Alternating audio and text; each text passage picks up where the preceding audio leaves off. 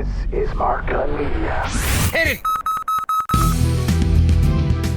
Welcome to Gunshots Straight from the Hip. I'm your host, Mark Gunn. The views expressed on this program are those of the host and guests and not necessarily reflective of anyone or any entity associated with this broadcast. This episode, the COVID-19 vaccine and America's history of racism in healthcare. Seems like every day we're getting more and more news about a vaccine for COVID-19 getting closer for distribution. Right now, 6 companies are trying to get approval from the FDA to be able to distribute their vaccine on an emergency basis. And the Trump administration, in a politically cynical move, is trying to put pressure on the FDA, wanting to know why it's taking so long to get those approvals. One of the questions being tackled by the Center for Disease Control in Atlanta is who will get the vaccine first. The most vulnerable Americans now one step closer to getting a COVID vaccine. An advisory committee to the CDC holding an emergency vote to decide who should be first in line. The group formally recommending healthcare workers and those at nursing homes should be at the top of the list. Together, roughly 24 million people, likely exceeding the number of doses expected to be available at the end of this month, with millions more lining up behind them. Here's Dr. Anthony Fauci. As you get into January, February, and March, you will then get the second, third, and fourth level of people who are essential to society. With early vaccinations in short supply, hospitals are being told to stagger early vaccinations, which would prevent wiping out entire medical units if there's an adverse reaction. The latest guidelines now on their way for approval by the director of the CDC. But ultimately, distribution decisions are up to state leaders. While the recommendations are expected to be followed, they can be adjusted. With 6 vaccine candidates aiming for FDA emergency authorization, the CDC has not yet outlined who should get the following round of doses, but previously suggested next would be those with underlying medical conditions, critical workers like those in the food supply system, and seniors over 65. Most Americans will likely have to wait until spring. It comes as top infectious disease experts look to build public trust in a vaccine developed and set to be delivered at warp speed. Dr. Bruce Gellin, president of the Sabin Vaccine Institute. It's that work at a community level that's going to be most important. This has to be clear messaging from the top, if you will, but a huge effort at a grassroots level. Hope amid the heartbreak as the world moves closer to a vaccine. One of the hurdles the healthcare industry has to get over is the amount of mistrust on many different levels as it relates to the vaccine. There are those that are worried about the time that it took for the vaccine to come to be in the first place, that it seems a little too quick. Others are cynical about the fact that it's coming out of the Trump administration. And then you have Black Americans whose deep-seated mistrust in the American healthcare system is well-founded and well-documented. David Williams, a professor of public health at Harvard University, explains that there is racism in American healthcare. Racism is a significant contributor, I think, to it in multiple ways. Some ways in which the racism is obvious to individuals, and many ways in which the racism is not obvious to individuals. So let me give a couple examples. Does their race or ethnicity make a difference in terms of the medical care they received? The report by the IOM released in 2003, it was called Unequal Treatment. And what it documented, that was across virtually every class of medical procedures, from the most simple to the most complex, blacks and other minorities receive poorer quality care and less intensive care. We were not addressing issues of access. The question was, given access to care, is there a difference in the quality of care received? And we found absolutely there was a striking difference. We did not believe, the Institute of Medicine Committee did not believe, I do not now believe, that the American physicians wake up in the morning and say, how am I going to get my minority patients today? I truly think that most medical doctors go to work, and other healthcare providers, and try to do their best for their patients. If that's true, then there's a conundrum here. How is it possible with people with good intentions seeking to do their best can nonetheless create a pattern of care that is so discriminatory? Our answer was implicit bias. It's also called unconscious or unthinking discrimination.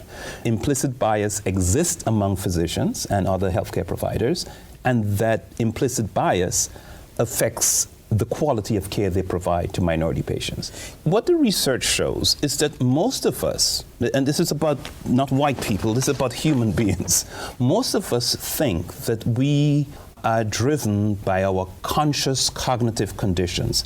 In fact, a lot of what we do occurs at a level beyond our conscious awareness and is importantly driven by ideas and narratives and stereotypes that have been deeply embedded in us as part of the culture or the society in which we were raised. There's a lot of research that indicates that in American culture, African Americans, for example, are presented as lazy and dangerous and violent. Those are negative characteristics. Healthcare providers are part of the larger society. Research using the implicit association test, which is one test that tries to get at these unconscious implicit biases, finds that over 70% of all Americans have an anti-black bias. And the number for physicians is also over 70% because they are part of the larger society. We are products of the culture. So it does not reflect then the behavior of bad people. It reflects the behavior of normal Americans who are reflecting the biases and the messages about race that they have received.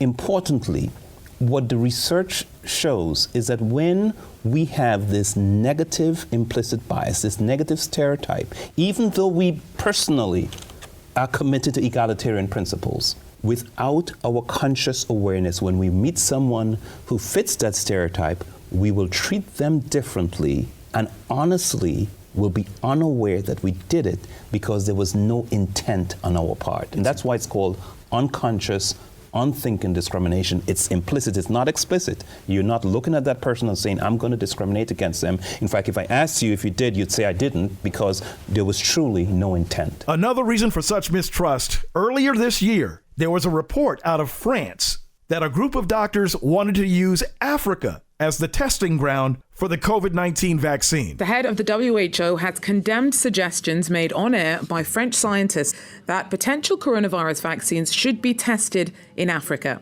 Jean-Paul Mira, head of intensive care at the Cochin Hospital in Paris, first asked if he could be provocative before questioning Camille Locht, head of research at the National Institute of Health and Medical Research in Lille, whether a study into using the vaccine should happen in Africa. He compared it to past studies into AIDS that tested treatments on prostitutes. WHO Chief Tedros Adhanom Ghebreyesus was one of many who condemned the tone of the conversation as being racist. To be honest, I was so appalled, and it was a time when I said, when we needed solidarity, this kind of racist remarks actually would not help. It goes against the solidarity. Africa cannot and will not be a testing ground for any vaccine. We will follow all the rules to test any vaccine or therapeutics all over the world using exactly the same rule. Whether it's in Europe, Africa, or wherever,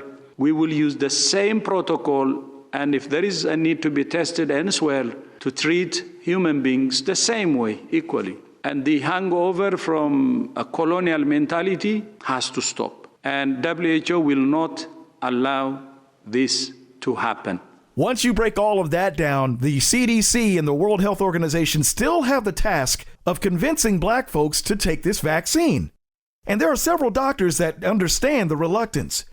Jess Caudell is one of them. Health experts say it'll take vaccines to get back to our old lives.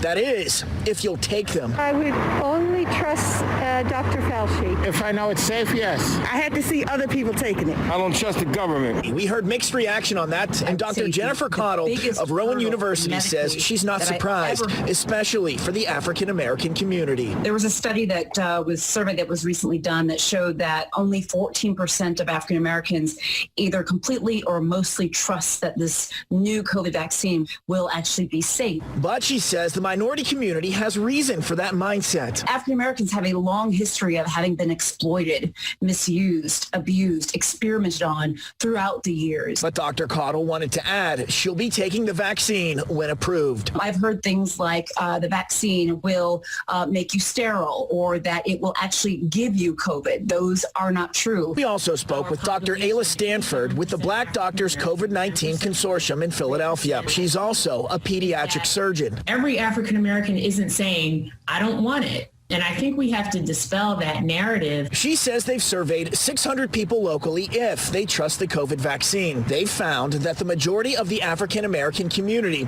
needs to see proof it's safe.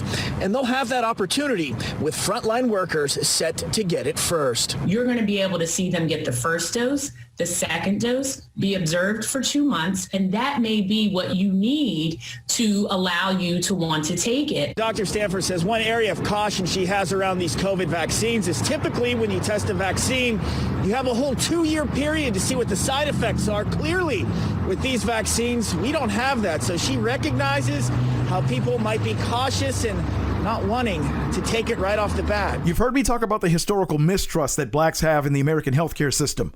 The biggest example of that being the Tuskegee Experiment.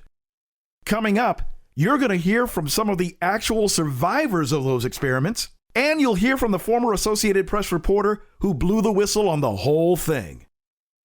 More of Gunshots Straight from the Hip right after this. If you're an advertiser, one of the most important things about getting your message out is actually standing out from the rest of the crowd.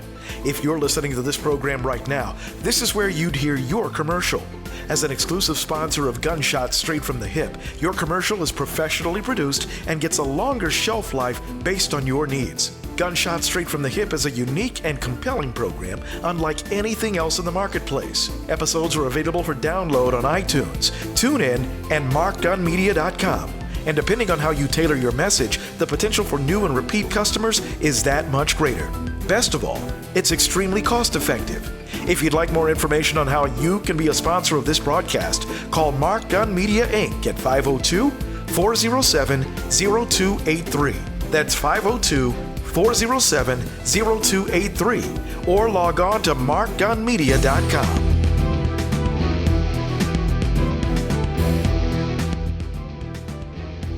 For downloads of this and past episodes and information about all the multimedia services we offer, log on to our website at www.markgunmedia.com. That's markgunmedia.com. Welcome back to Gunshots Straight from the Hip. I am Mark Gunn, and in this episode, we're talking about the COVID-19 vaccine and racism in the American healthcare system.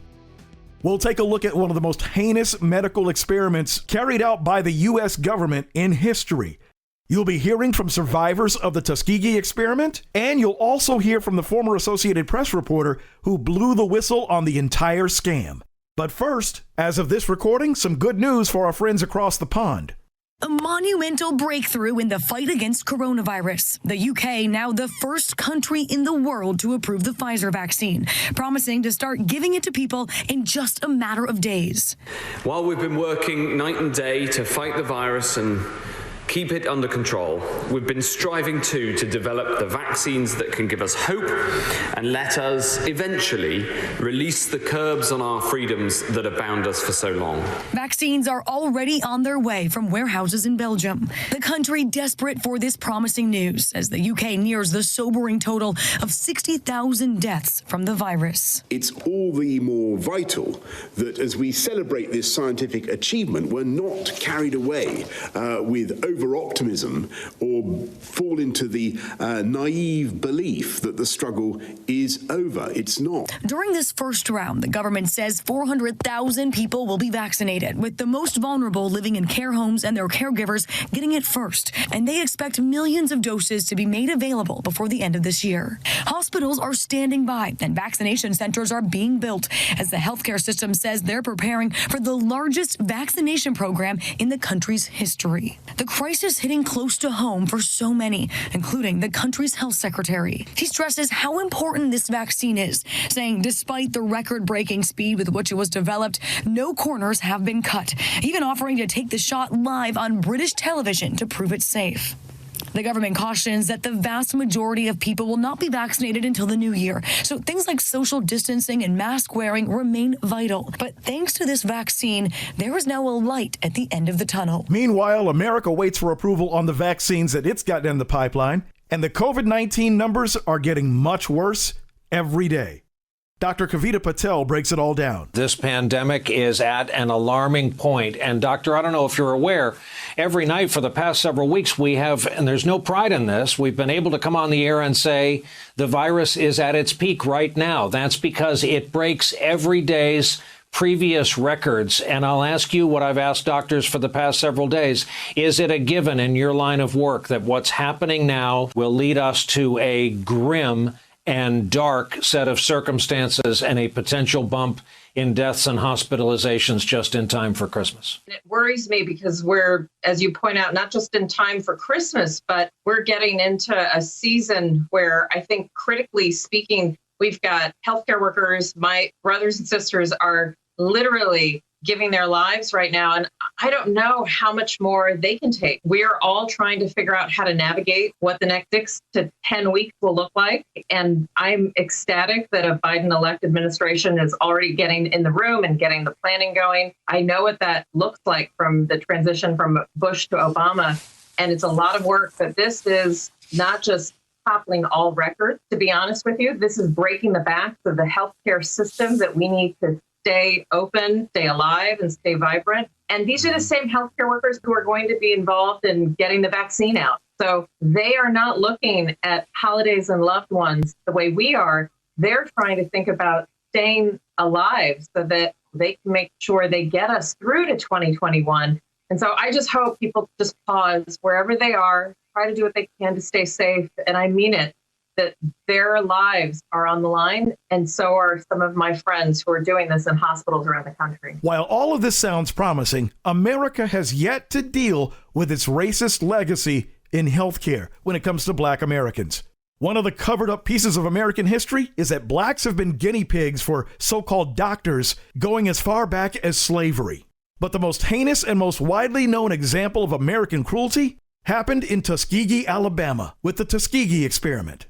Here's a look at its painful history from some of the actual survivors of those horrible experiments. We could no more forget this than we can forget slavery, because it was just an atrocity to reap on any people, especially in these United States. It was pretty rough, you know, that they was involved in something just among the black, you know. Anything like that around and ain't nothing anybody black, it must be something wrong. Myself and two of my brothers had to go to the health department and get a blood test.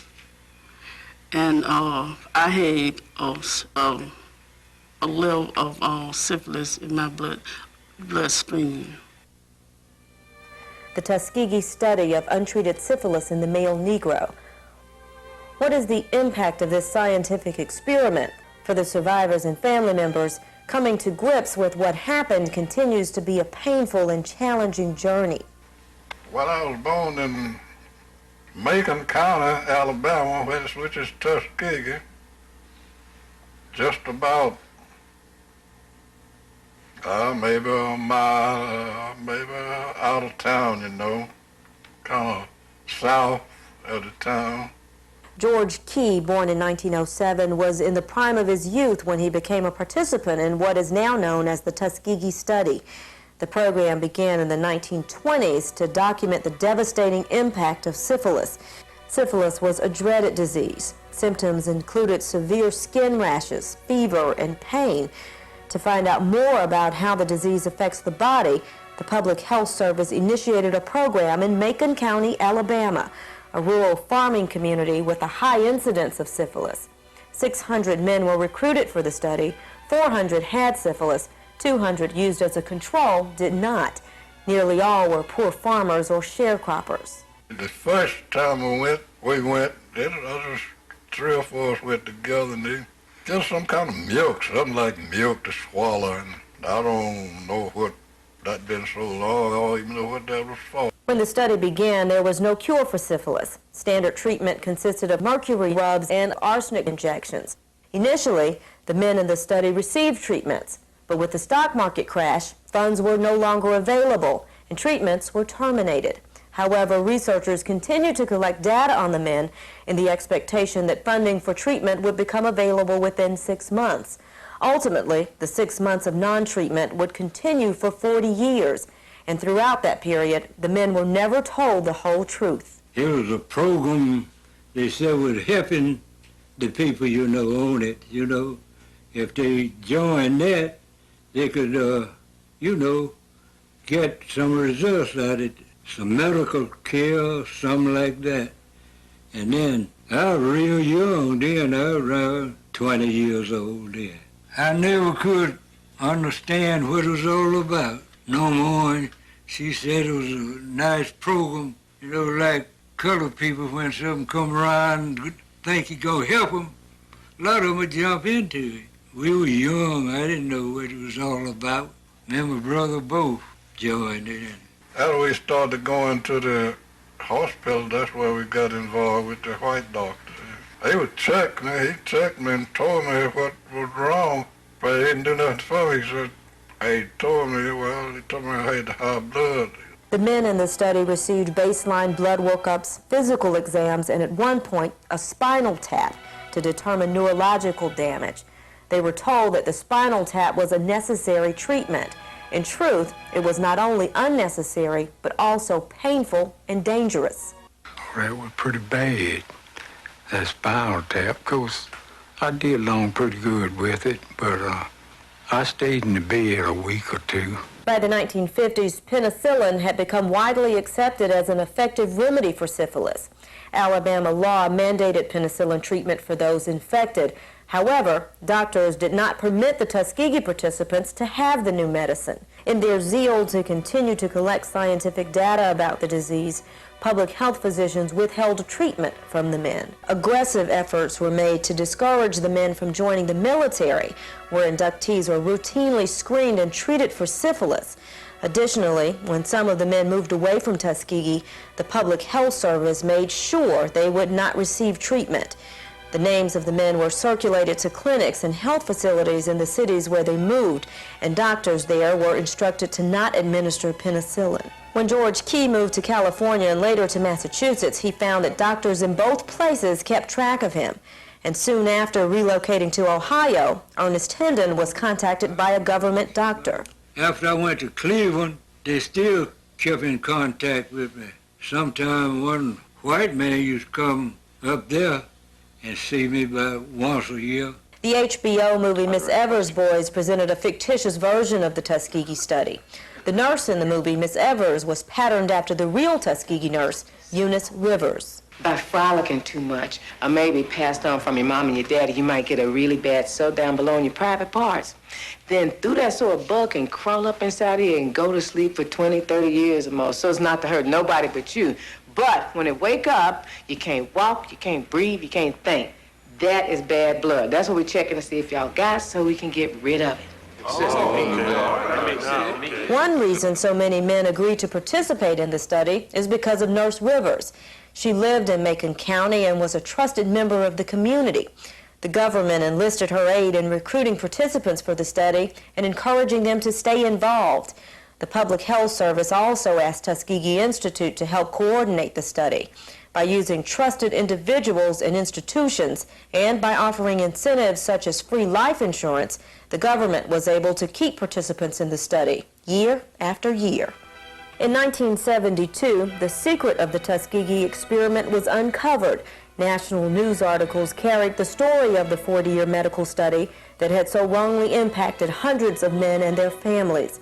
Congressional hearings were held. There was a major public outcry, and a lawsuit was filed on behalf of the men. One of those descendants recalls how he reacted when he first learned of the study that impacted him so personally. Not only was his father a participant, but also 2 uncles and several cousins. It was like a bombshell, you know, to have this blow at that time, and then know that my father as well as my uncles were, you know, associated with it. And of course, I wondered how long that would be privy information, you know. Herman Shaw, a longtime spokesperson for the survivors and a participant in the study, led a movement to gain compensation beyond money.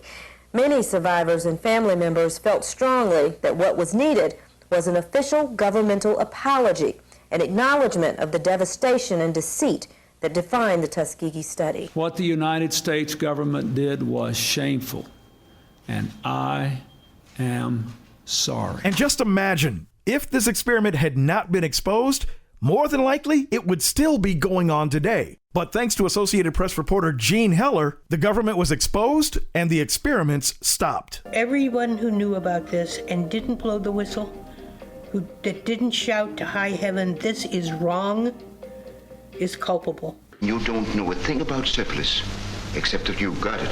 Medical doctors deliberately let them die, wanted them to die for what they could discover from their bodies later. After the story broke and there was this incredible public outcry, Senator Kennedy had held very, very public congressional hearings on this. If they had been white, your public health service would never have agreed to do this study in the first place. They wouldn't have dared. The study and the aftermath are well documented in films and books, but there are still things we might never know, and for Heller, that goes back to the very beginning. I still have not heard the answer to the very simple question of why. They should have been able to determine after the first 3 or 4 autopsies that the inside of a black person ravaged by syphilis looks identical to the insides of a white person,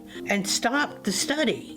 Beyond that, Heller believes there's no way to know just how many people were directly or adjacently affected by the study or its disclosure. Survivors, victims of the study, and their families did win a $10 million settlement from the U.S. government, and the study's disclosure led to modern medical ethics procedures. But Heller says more than 40 years later, there's still at least one lesson to be learned from the Tuskegee syphilis study. Those of us who recognize that this country has got so far to go, never quit fighting.